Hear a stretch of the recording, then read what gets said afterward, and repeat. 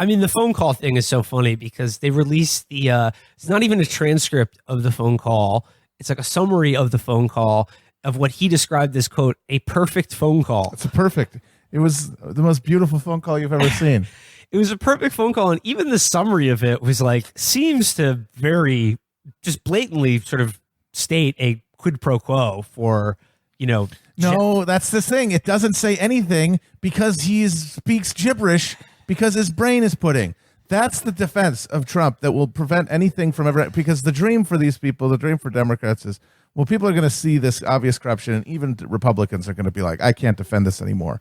But Trump never speaks in complete sentences or legible sentences. So how are you ever supposed to get any handful of people, let alone a supermajority of Congress or the American public, to agree on the content of anything he says? Because it's totally a Rorschach test. What does he mean? Like many people have pointed out, when you read those transcripts and you ask somebody which of these people is English their second language, they would not think it was the Ukrainian guy. Yeah, but like knowing what you do know and reading that, like, he pretty clearly states. Like, no, he's like, it'd be fantastic because there was a prosecutor. He was very good and we love him. And this is very bad now. And we want to help.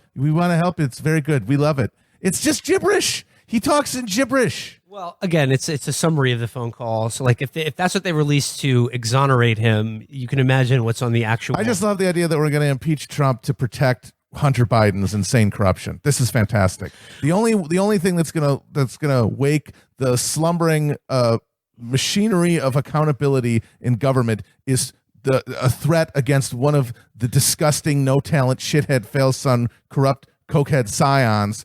Maybe getting pinched for just going to a fucking foreign country and being like, hi, I will have $1 million, please. Yeah, I'm the vice president's son. That's a total coincidence. Matt, and that's what we're going to defend. That's what you're going to get him down for. Hunter Biden Defense Squad. Matt, I'm pretty upset to hear you talk about Hunter like this. Look, we love him and he's cool. Obviously, he's personally cool, but he's also a barnacle on the whole of American democracy.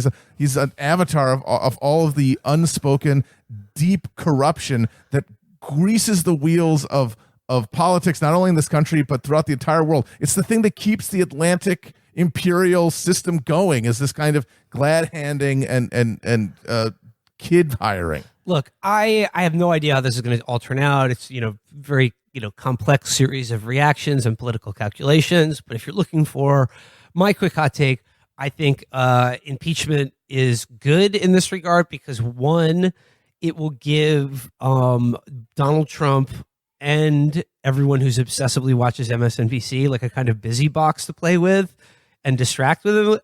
And I think the more pressure Trump gets under, it's hard to say his behavior has been, steadfast until now, but I think it's good to kind of put him in a vice.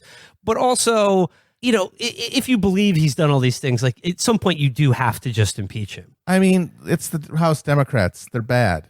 If they're deciding to do something, it's probably bad. Right. And the thing that gives me pause is the thing I've read earlier today is that Nancy Pelosi says that they're only going to focus on this Ukraine thing, which seems bad, and not all of his other crimes, not just have it be like an open investigation into all the law breaking he's done. Because if you're going to go into the general election and your silver bullet against Trump is like literally something Joe Biden and his kid also did, or like it's just competing levels of corruption. Yeah, that worked so well the last time. That's a dicier proposition. But anyway,